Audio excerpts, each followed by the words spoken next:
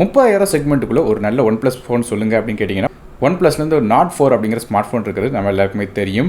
இந்த ஃபோன் வந்து ரொம்ப நல்ல ஒரு ரேட்டிங் கிடைச்சது மட்டும் இல்லாமல் ரொம்ப நல்ல சேல்ஸும் ஆச்சு. இப்போ இந்த OnePlus Nord 4க்கு சக்ஸஸரான OnePlus Nord 5 அப்படிங்கிற ஸ்மார்ட் ஃபோன் கூடியிருல வரதா இருக்குன்னு சொல்லியிருக்காங்க. இப்போ இதை பற்றின சில ஸ்பெசிஃபிகேஷன் நமக்கு தெரிஞ்சிருக்கு. ஸோ அதை வச்சு பார்க்கும்போது என்ன ஸ்பெக்ஸ் வந்திருக்கு, அது மட்டும் இல்லாமல் என்ன அப்கிரேட்ஸ் வந்து கொண்டு வர போகிறாங்க அப்படிங்கிறத டீட்டெயிலாக இந்த வீடியோவில் பார்க்கலாம்.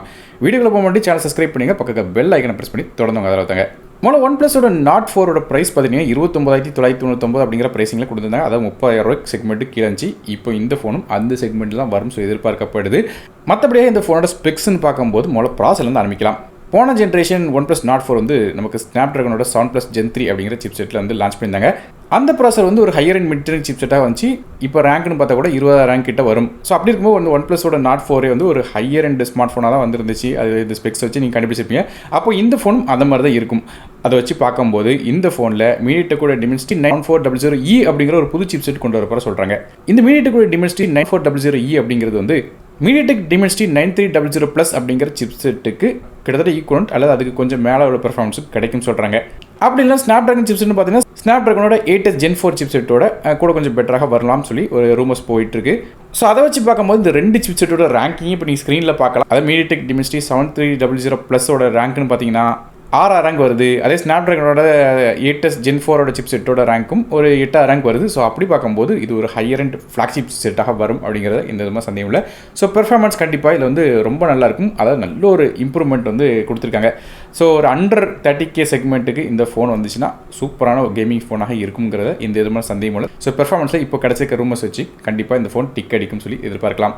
மற்றபடியாக இதுக்கு முன்னாடி நமக்கு வந்து இந்த OnePlusோட Nord 4 ஸ்மார்ட் ஃபோன் வந்து இந்தியாவில் வந்து வரும்போது சைனாவில் வந்து OnePlus Ace 3V அப்படிங்கிற ஸ்மார்ட் ஃபோன் லான்ச் பண்ணியிருந்தாங்க. அதை தான் ரீபிராண்ட் பண்ணி வந்துச்சு. ஸோ அதை வச்சு பார்க்கும்போது இந்த ஃபோன் சைனாவில் இந்த OnePlusோட Ace 5V அப்படிங்கிற ஸ்மார்ட் ஃபோன் லான்ச் பண்ணியிருந்தாங்க. அதோட ரீபிராண்டாக இருக்கலாம் அப்படின்னு ரூமர் வந்து தருது.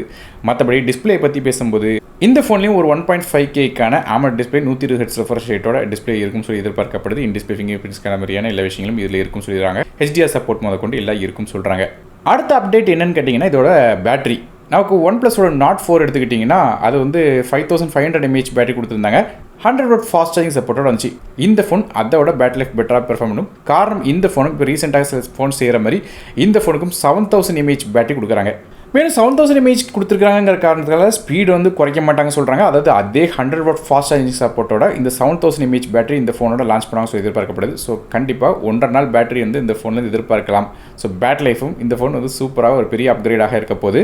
மற்றபடி கேமராஸ்ன்னு பார்க்கும்போது அதில் சென்சார் என்னங்கிறது சொல்லலை. ஆனால் வந்து மெகா பிக்சல் கவுண்ட் அப்படியே தான் இருக்குன்னு சொல்கிறாங்க. அதாவது OnePlusோட Nord 4 எடுத்துக்கிட்டிங்கன்னா மொதல் கேமரா 50 மெகாபிக்சலுக்கான கேமரா இருந்துச்சு. ரெண்டாவது ஒரு 8 மெகாபிக்சலுக்கான அல்ட்ரா வைட் சென்சர் கொடுத்துருந்தாங்க.